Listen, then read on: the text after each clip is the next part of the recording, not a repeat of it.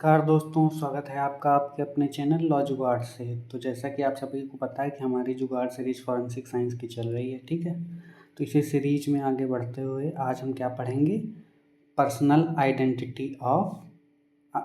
Identity under forensic science, ठीक है। Forensic science के अंदर हम लोग जो व्यक्तिगत जो लोगों की पहचान होती है उसके बारे में हम आज लोग पढ़ेंगे, ठीक है।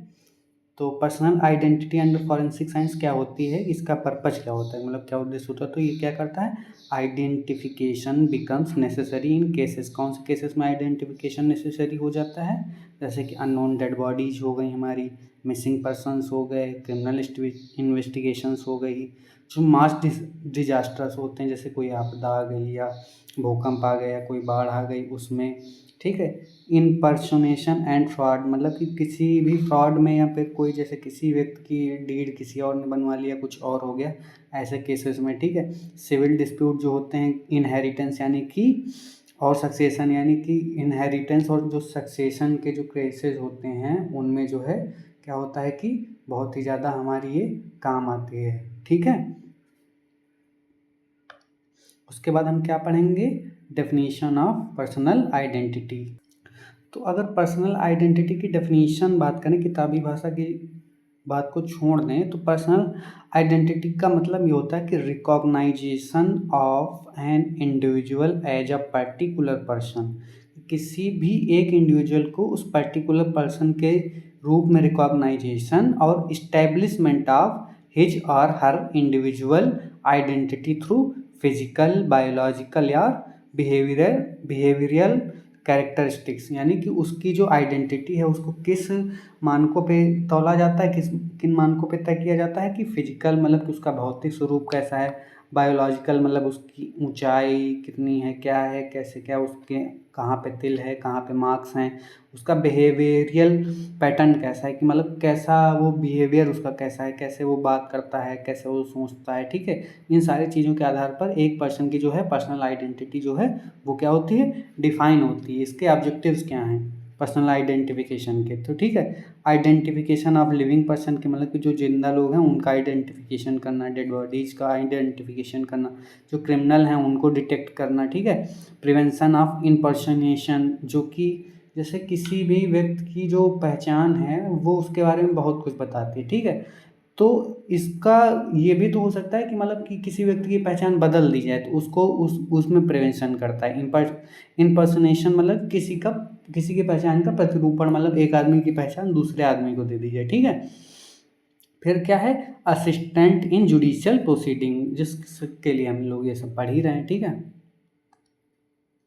तो अब सबसे पहले क्या होती है इसमें आइडेंटिफिकेशन में, सबसे पहले क्या आती है, रेस मतलब या जाति या नस्ल, ठीक है। जाति क्या, जाति या नस्ल से तात्पर्य वो वाली जाति नहीं है, ठीक है। रेस या नस्ल मतलब कि होता है कि अ ग्रुप ऑफ पीपल की, मतलब कि ये क्या रेफर करता है, a group of person possessing in common inheritance physical characters, जैसे कि कुछ निग्रोज होते हैं, ठीक है, अफ्रीकन्स होते हैं, जैसे हम लोग एशिया में रहते तो हम लोग एशियाई हैं, ठीक है, एशियंस हैं, है ना। तो ऐसे ही क्या होता है, ग्रुप ऑफ पर्सन को डिनोट करता है, ना कि मतलब कि जिस जाति को आप समझते हैं, ठीक है। इस रेस या जाति का मतलब क्या है, ग्रुप ऑफ पर्सन एक एरिया में जो बिलोंग करते हैं, जिनकी फिजिकल कैरेक्टरिस्टिक्स जो होती हैं, भौतिक जो परिस्थितियाँ होती हैं वो समान होती हैं, ठीक है। तो इनका पता कैसे लगाया जाता है, ठीक है। तो रेस में भी असिस्टेड फ्रॉम कैसे स्कल कैरेक्टरिस्टिक्स, मतलब कि उसकी जो खोपड़ी है उसके मेजरमेंट से, मतलब कि एक खास एरिया के लोगों की जो शारीरिक बनावट होती है खास तरीके की होती है, उनका हेयर टेक्सचर कैसा है, स्किन कलर कैसा है, ठीक है। उनका नेजल इंडेक्स मतलब नाक की बनावट कैसी है, ठीक है। फेशियल फीचर मतलब उनके चेहरे की विशेषताएं, देखा होगा कि आप लोग देखते होंगे जो साउथ के लोग हैं उनके फेशियल फीचर अलग होते हैं, जो केरल वगैरह के या नेपाल साइड आप जाएंगे तो वहाँ के लोगों के फेशियल फीचर अलग होते हैं, ठीक है। फिर बात करते हैं हम क्या, वहाँ के मेजर रेशियल ग्रुप की, कि वहाँ जो मतलब पले बढ़े जो मेजर रेशियल ग्रुप हैं वो कैसे हैं। तो जैसे कि वो काकोसियाई हो सकते हैं, निग्रोइड हो सकते हैं, ठीक है, मोंगरिट्स हो सकते हैं, एशियंस हो सकते हैं, बहुत सारे रेशियल ग्रुप हैं दुनिया में, ठीक है। अब इसका फॉरेंसिक इम्पोर्टेंस क्या है कि जो रेस है वो डिटर्मिनेशन असिस्ट करता है किसमें, narrowing the identity of unknown person and skeletal remains. मान लीजिए कोई लाश मिली है तो जो ये रेस है वो डिफाइन करती है कि किस एरिया में लाश मिली है, तो हो सकता है कि उस एरिया के हिसाब से उस शरीर की बनावट होगी, ठीक है। या फिर उस बनावट के आधार पर हम लोग पता कर सकते हैं कि ये लाश जो है उस एरिया की हो सकती है, और उस एरिया की जो मिसिंग कंप्लेंट्स हैं उनमें से ये हो सकता है, ठीक है। इसकी लिमिटेशन क्या है, तो जो मॉडर्न पॉपुलेशन मिक्सिंग है उसने क्या कर दिया, reduce the reliability of race determination. जो रेस निर्धारण की जो रिलायबिलिटी है कि इस पे जो भरोसा है जुडिशरी का, उसका कम करें, क्योंकि आजकल लोग इतने ज़्यादा माइग्रेट्स होते हैं तो जो रेस है वो बहुत ज़्यादा मिक्स हो गई हैं, ठीक है। आपको कहीं भी किसी भी रेस के आदमी मिल जाएंगे, ठीक है। फिर उसके बाद क्या है, सेक्स डिटर्मिनेशन यानी कि लिंग निर्धारण। तो ये तो बहुत ही कॉमन चीज़ है, लोग आप बचपन से पढ़ते आ रहे हैं, ठीक है। ये बेसिकली क्या करता है कि पता करता है कि आदमी मेल है या फीमेल है, ठीक है। इसके मेथड्स क्या होते हैं, मॉर्फोलॉजिकल फीचर्स यानी कि जो शारीरिक बनावट है, ठीक है। पहला क्या तरीका है, आकार या शारीरिक बनावट। दूसरा क्या है, स्केलेटल एग्जामिनेशन यानी कि कंकाल परीक्षण, ठीक है। उसमें क्या क्या होता है, पेल्विस, स्कल और लॉन्ग बोन्स, ठीक है। फिर क्रोमोजोम, ये सबसे इंपॉर्टेंट है, जो क्रोमोजोमल एग्जामिनेशन है बेसिकली यही बताता है गुणसूत्री परीक्षण कि अगर XX है तो वो फीमेल होगा और XY है तो वो मेल होगा, ठीक है। DNA एनालिसिस भी बता सकता है इस बारे में, ठीक है। फॉरेंसिक इंपॉर्टेंस क्या है कि आइडेंटिफिकेशन ऑफ अननोन बॉडीज, मतलब कोई अननोन बॉडी मिली मान लिया, ठीक है, बहुत टाइम बाद वो क्या हो गई, बॉडी एकदम डिजॉल्व हो गई है, ठीक है। तो अब वो कैसे पता चलेगा, तो वो सेक्स डिटर्मिनेशन से उसका पता लगा सकते हैं कि मतलब विक्टिम मेल था या फीमेल था, ठीक है। सेक्सुअल ऑफेंसेस का इन्वेस्टिगेशन करने में बहुत मदद मिलती है इससे, ठीक है। मास डिजास्टर विक्टिम आइडेंटिफिकेशन यानी कोई आपदा हो गई, अब उस आपदा में बहुत सारे लोग मर गए तो उनका कैसे पहचानो, तो उसमें भी सेक्स डिटर्मिनेशन बहुत सारी चीज़ों में मदद करता है। फिर आते हैं, हम क्या पढ़ते हैं, एंथ्रोपोमेट्री। एंथ्रोपोमेट्री का मतलब क्या होता है, ठीक है। तो एंथ्रोपोमेट्री को हिंदी में बोलते हैं मानवमिति। इसको हिंदी में क्या बोलते हैं, इसको हिंदी में बोलते हैं मानव मिति, ठीक है। Anthropometry is the identification of individual bye systematic measurement of body parts. ये तो किताबी लैंग्वेज होगी, अभी मैं आपको इजीली समझाता हूँ। एंथ्रोपोमेट्री जो मानव मिति है ये बहुत ही प्राचीन है, बहुत एंशियंट टाइम से चली आ रही है, ठीक है। एंशियंट का मतलब ये नहीं है कि अब तुम पूरा पाषाण काल में पहुँच जाओ, ठीक है। एंशियंट टाइम का मतलब है कि 1700-1800 के टाइम से, ठीक है, जब हमारा लीगल सिस्टम डेवलप होना चालू हुआ था, ठीक है। तो तब एक बर्टिलॉन सिस्टम हुआ करता था, ये किसने डेवलप किया था, अल्फोंसे बर्टिलॉन। इनको क्या बोला जाता है, फादर ऑफ एंथ्रोपोमेट्री, ठीक है।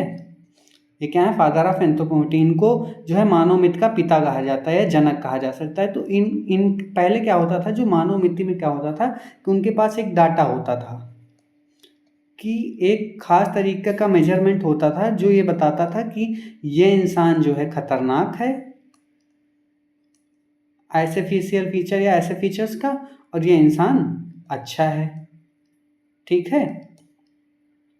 तो उसका पता कैसे लगाया जाए, तो उस मेजरमेंट में क्या क्या इंक्लूड होता, हाइट होती थी, हेड की लेंथ होती थी, हेड ब्रेथ होती थी, ठीक है। आर्म स्पैन मतलब उसके हाथों की चौड़ाई कैसी है, फुट का लेंथ कैसा है, ठीक है। ये सब सारी चीज़ों को मिला के एक डाटा बनाया जाता था, एक मेजरमेंट तैयार किया जाता था, जो कि अगर आप उस मेजरमेंट में फिट बैठते हो, ठीक है, तो आप खतरनाक हो, अगर आप उस मेजरमेंट में फिट नहीं बैठते हो तो आप दोषी नहीं हो, ठीक है। बहुत ही घिसी पिटी और बहुत ही बेकार टेक्निक थी, लेकिन उस टाइम पे यूज होती थी, तो क्या कर सकते हैं।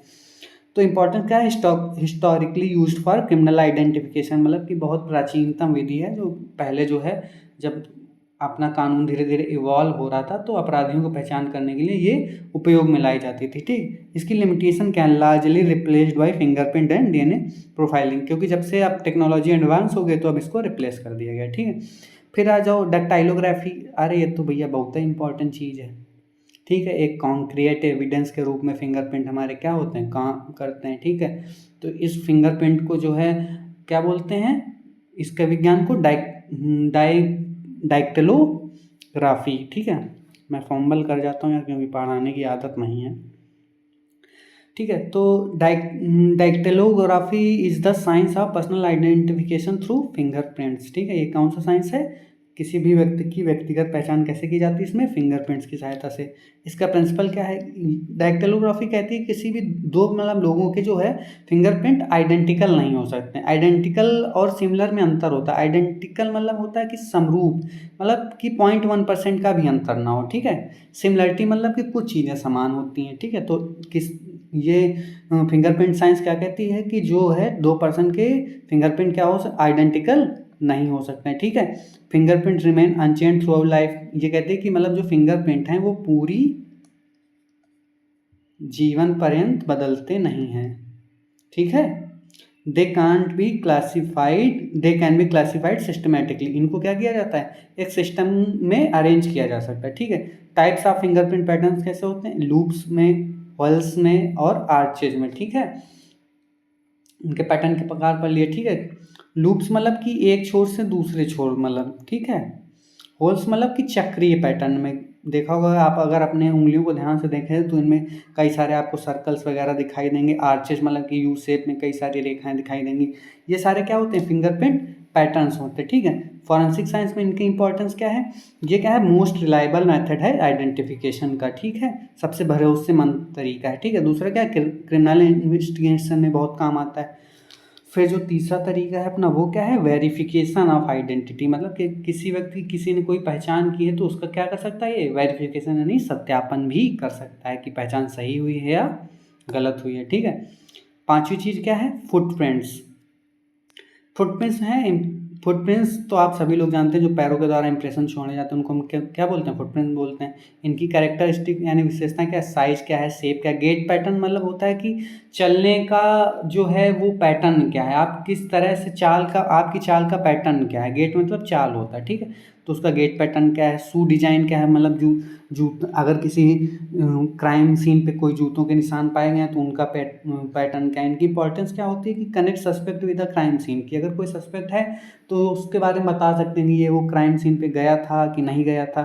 इनकी एविडेंटरी वैल्यू क्या है कि ये कैसे काम करते हैं? कोरोबोरेटिव एविडेंस की तरह, मतलब ये मेन एविडेंस तो नहीं होते, लेकिन अगर कोई मेन एविडेंस है तो उसको ये क्या कर सकते हैं? सहारा दे के उसको मजबूत बना सकते हैं, ठीक है। फिर इसके बाद हम बात करते हैं स्कार्स यानी कि घावों की, कि किसी के चेहरे पे कोई मार्क तो नहीं, कोई हीलिंग ऑफ इंजरी या कोई कट का निशान। तो इनकी कैरेक्टरिस्टिक क्या होती है? ये परमानेंट होते हैं, ठीक है। यूनिक इन पोजीशन और शेप होते हैं, मतलब कि हर कट का अपना एक यूनिक शेप एंड साइज होता है, इजीली पहचाने जा सकते हैं, ठीक है। फॉरेंसिक इंपॉर्टेंस क्या होती है कि identification of living person, identification of dead bodies, दोनों में ही ये क्या करते हैं? हमारी सहायता करते हैं। लेकिन इनकी एक लिमिटेशन भी, ये क्या करते हैं कि बदले भी जा सकते हैं, छिपाए भी जा सकते हैं, ठीक है। तो इसकी लिमिटेशन भी हम लोग याद रखेंगे। फिर आ जाओ डिफॉर्मिटीज़, ये भी स्कार के तरीके हैं। ये क्या होता है? एबनॉर्मल स्ट्रक्चरल चेंजेस होते हैं बॉडी में, ठीक है। एग्जांपल जैसे किसी का हंचबैक यानी कि ऊपर निकला हुआ क्लब फुट मतलब फ्लैप, किसी के जो वो जो पंजे हैं वो जुड़ रहे हैं, ठीक है। लिम्ब शॉर्टनिंग मतलब कि किसी के घुटने छोटे हैं, ठीक है। अंगों का यानी छोटा होना, ठीक है। मिसिंग फिंगर, किसी की उंगलियां गायब। तो इंपॉर्टेंस क्या है कि ये पेकुलर फीचर्स होते हैं जो हेल्प करते हैं किसी की आइडेंटिटी को इस्टेब्लिश करने में, ठीक है। फिर आ जाओ टैटू मार्क्स, इसको हिंदी में बहुत अच्छा नाम है गोदना चिन्ह, ठीक है। हिंदी में टैटू मार्क्स को क्या बोलते हैं? गोदना चिन्ह। तो अब जाना तो टैटू नहीं कहना, गुदवा लो भैया, टैटू ना कराना, ठीक है। इसकी कैरेक्टरिस्टिक क्या होती हैं कि ये परमानेंट होते हैं, डिस्टिंक्टिव होते हैं और ऑफन इंडिविजुअल होते हैं, कि ज़्यादातर कोई सेम टैटू बेसिकली कहीं क्यों ही बनवाएगा, ठीक है। इनकी इंपॉर्टेंस क्या होती है कि अननोन बॉडीज़ की पहचान में की, देखा होगा कि मतलब पहले महिलाएं बहुत ज़्यादा अपने हस्बैंड्स का नाम लिखाती थी, क्योंकि खो जाती थी ना, तो पुराने ज़माने की महिलाएं अपने हस्बैंड का नाम अपने हाथ पे बहुत लिखाती थी, ठीक है। मिसिंग पर्सन में बहुत ज़्यादा हेल्प करता है। हैबिचुअल ऑफेंडर का एक ये हो सकता है कि टैटू मार्क्स थे उसके उस पर, तो उससे उसकी पहचान हो सकती है। लिमिटेशन क्या है कि ये निकाले भी जा सकते हैं और अल्टर भी किए जा सकते हैं, कि आपने जो देखा था पता लगा उसने उसको कुछ और ही बनवा दिया, ठीक है। उसके बाद क्या है? ऑक्यूपेशनल मार्क, कि बहुत सारे लोगों पे पेशेवर, उनके पेशे की वजह से कुछ मार्क्स आ जाते हैं उनके हाथों में, या जो भी काम करते हैं उसकी वजह से, तो इनको क्या बोलते हैं? व्यावसायिक चिन्ह बोलते हैं। क्योंकि जब आप बहुत टाइम तक कोई काम करते हो तो उस काम का इफेक्ट आपके जो शारीरिक अंग हैं उन पे भी पड़ता है। जैसे मज़दूर के हाथों में देखा होगा आपने फफोले पड़े रहते हैं, ठीक है। टेलर्स के हाथों में नीडल्स के बहुत सारे मार्क्स होते हैं। जो कोल माइनर होते हैं उनके जो, अगर आप उनके अंदर उनके लीवर्स उनके लंग्स में देखेंगे तो आपको कोल पैचेस मिलेंगे, ठीक है। राइटर्स में कैलस, मतलब कि अब लेखक की कठोरता क्या होती है, जब बेटा 3 घंटे में 39 पेज 35 पेज छाप के आते हो तो देखते हो कि उंगलियों में गड्ढे पड़ जाते हैं ना, वो कैसे छापते हो तो सबको ही पता है, ठीक है। तो इम्पोर्टेंस क्या है कि may indicate the occupation of deceased person, जो डिसीज्ड है उसका ऑक्यूपेशन ये बता सकते हैं, ठीक है। उसके बाद आ जाओ हैंड राइटिंग। भैया ये तो भैया हमारी बहुत ही घटिया है, इसी की वजह से नॉर्दम हमारे नंबर कम आते हैं, लिख के हम चाहे जितना चल हैं लेकिन हैंड राइटिंग नहीं सही है तो फिर सामने वाले को भैया पसंद नहीं आता है जो चेक कर रहा होता है एग्जामिनर। इसकी कैरेक्टरिस्टिक क्या है, लेटर फॉर्मेशन की, हर किसी की लेटर फॉर्मेशन अलग है, कोई एक पैटर्न फॉलो करता है हर कोई लिखने में, ठीक है। स्पेसिंग हर किसी की अलग होती है, स्लैंट अलग होता है। स्लैंट अब इंग्लिश में भैया आ गया है, ठीक है, इसका आपको हिंदी जाननी होगी। तो स्लैंट मतलब क्या होता है कि स्लोप कितना दे रहा है, कोई देखा होगा ऐसे ऐसे ऐसे ऐसे मार कर्सिव बनाए डालता है, कोई सीधा लिखता है, कोई ऐसे ऐसे लिखने लगता है, ठीक है, तो वो स्लैंट कहलाता है, ठीक है। प्रेशर पैटर्न, कोई बहुत पेन दबा के लिखता है, कोई एकदम आराम से लिखता है, ठीक है, उससे भी पता चलता है। अब इनकी फॉरेंसिक इंपॉर्टेंस क्या है कि फोर्जरी के केसेस में मतलब सिग्नेचर वगैरह डुप्लीकेट हैं कि नहीं है, एनोनिमस लेटर्स मतलब किसी ने किसी कोई धमकी भरा खत लिखा उसकी पहचान में, फ्रॉड के इन्वेस्टिगेशन में, ये सब एक्सपर्ट की हेल्प करते हैं, ठीक है। एक्सपर्ट एग्जामिनेशन क्या होता है कि हैंड राइटिंग एक्सपर्ट होते हैं वो कंपेयर कर देते हैं, ठीक है, ईजिली। फिर इसके बाद आ जाओ क्लॉथ एंड पर्सनल आर्टिकल्स। अब भैया आ जाओ इनकी क्या इंपॉर्टेंस है फॉरेंसिक में। तो मान लिया जैसे कोई क्राइम हुआ, अब टीम गई वहाँ पे, ठीक है, तो जब उसने इन्वेस्टिगेशन किया तो वहाँ पे कुछ ना कुछ देखती हो क्या पड़ा है, तो कपड़े और व्यक्तिगत सामान भी उस जगह के बारे में बहुत कुछ बताते हैं, ठीक है। जब आगे आप कभी ध्यान से देखेंगे तो अभी समझ में आएगा जब हम अभी आगे डिटेल में पढ़ेंगे, ठीक है। एग्जाम्पल क्या होता है, क्लॉथ हो गई, वॉचेज हो गई, स्पेक्टेकल्स यानी कि चश्मे, ज्वेलरी, वॉलेट, सारी चीज़ें बताती हैं। अगर कुछ सामान सिर्फ अस्त व्यस्त हुआ है, चोरी नहीं हो तो हो सकता है कोई विशेष चीज़ ढूंढी जा रही हो वहाँ से, या फिर अगर बहुत ज़्यादा कीमती सामान गायब है तो हो सकता है चोरी की इरादे से आदमी आया, तो ये सब सारी चीज़ें भी बहुत कुछ बताती हैं, ठीक है। इंपॉर्टेंस क्या है, often provide valuable clues regarding identity, कि मतलब कि आइडेंटिटी के रिगार्डिंग में बहुत सारे क्लूज मिल जाए, हो सकता है कि जो चोरी करना है या हत्या करने आया हो उसका कुछ छूट गया। लिमिटेशन क्या है, indicate association but not conclusive identity, कि ये एसोसिएशन ये तो प्रूव कर सकते हैं कि नहीं कि यहाँ पर कोई संबंध था, लेकिन ये कंक्लूड नहीं कर सकते कि नहीं संबंध था ही, ठीक है। फिर आ जाओ क्या है, speech and voice. Speech and voice कैसे आपकी मदद करती है आइडेंटिफिकेशन में, तो हर किसी की पिच अलग होती है, टोन अलग होती है, एक्सेंट अलग होता है, प्रोनाउंसिएशन अलग होता है। भैया हम तो अवधि बोल लेते हैं, ठीक है, हमारा प्रोनाउंसिएशन तो ज़्यादातर अवधि है, ठीक है। तो आप कैसे वोकल एनालिस्ट आते हैं, वो एनालिसिस करते हैं कि आपकी पिच टोन क्या है, उसी के आधार पे आपका एक पैटर्न बनाते हैं, फिर पता लगाते हैं। कैसे यूजफुल होता है, टेलीफोन थ्रेट्स में, रिकॉर्डिंग कन्वर्सेशन में और क्रिमिनल इन्वेस्टिगेशन में, ठीक है, बहुत बेसिक चीज़ है। फिर आ जाओ भैया सबसे इम्पॉर्टेंट आता है अपना मोस्ट इम्पॉर्टेंट, ये क्या है, डीएनए प्रोफाइल, सबसे ज़्यादा रिलायबल,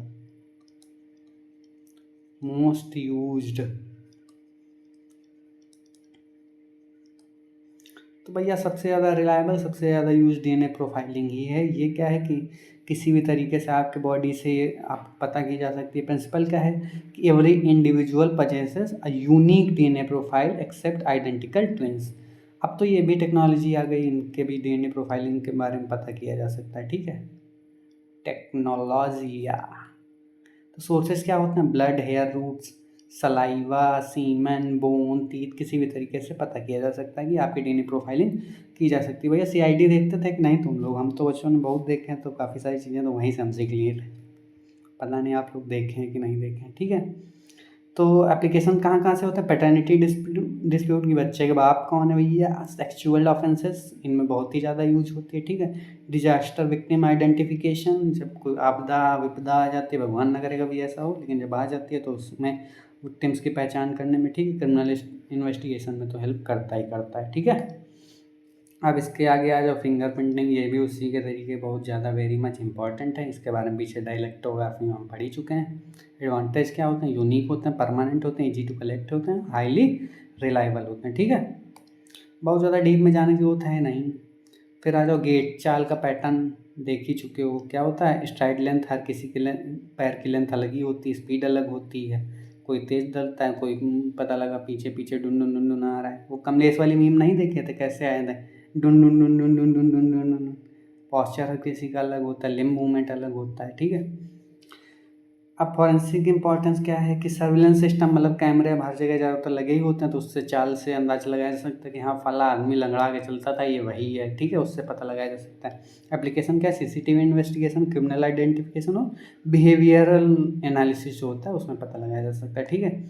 इसके बाद आ जाओ comparative value of identification method की, मतलब कि किस चीज़ की कितनी रिलायबिलिटी। डीएनए प्रोफाइलिंग की रिलायबिलिटी सबसे ज़्यादा है, फिर फिंगरप्रिंट की, फिर डायरेक्टोग्राफी जिसको भी अंगुली विज्ञानी कहते हैं, ठीक है, इसकी भी बहुत ज़्यादा है। हैंड राइटिंग की मॉडरेट है, वॉइस एनालिसिस की मॉडरेट है, फुटप्रिंट की मॉडरेट है, स्कार और टैटूज़ की भी मॉडरेट है, क्लॉथ्स एंड जो अदर थिंग्स मिलती हैं उनकी लो है। रेस की लिमिटेड है कि मतलब हाँ भी है और नहीं भी है, एंथ्रोपोमेट्री तो ख़त्म ही हो गई है एक तरीके से। अब आ जाओ इंपॉर्टेंट केस लॉ देख लेते हैं। तो पहला केस लॉ क्या है, साइटेशन भैया हम इसलिए नहीं लिख रहे ताकि साइटेशन ढूंढने जाओगे कम से कम उसी बहाने पढ़ लोगे इस केस के बारे में, तो याद रह जाएगा। तो स्टेट वर्सेस बॉम्बे वर्सेस काठी कल्लू ओगढ़, इनके केस में क्या सुप्रीम कोर्ट ने रिकॉग्नाइज किया था कि legality of obtaining fingerprint and specimen of handwriting for identification purposes, ठीक है। फिर Selvi versus state of Karnataka में देखो क्या हुआ था, कोर्ट ने एम्फसाइज किया था constitutional safeguard while obtaining scientific evidences and identification data, मतलब ये डाटा आप जो कलेक्ट कर रहे हैं उसको आपको सेफ भी रखना है, किसी की प्राइवेसी ना लीक करो, ठीक है। कामती देवी वर्सेस पोसी राम के केस में कोर्ट ने क्या बताया, कोर्ट ने एक्नॉलेज किया कि the high evidentiary value of DNA evidence in paternity dispute, ठीक है। तो ये था आज का लेक्चर भैया, बहुत ही प्यारा था, थोड़ा ज़्यादा बड़ा हो गया लेकिन क्या करें, सब्जेक्ट इतना इंटरेस्टिंग है, ये लगता है क्या पढ़ा दें क्या छोड़ दें, ठीक है। लेकिन ये है कि बहुत ज़्यादा क्लासेस नहीं होंगी आपकी, मैक्सिमम 15 क्लासेस होंगी, उससे ज़्यादा कुछ निपट जाना है, ठीक है। चलिए मिलते हैं अगली क्लास में, आज के लिए इतना ही।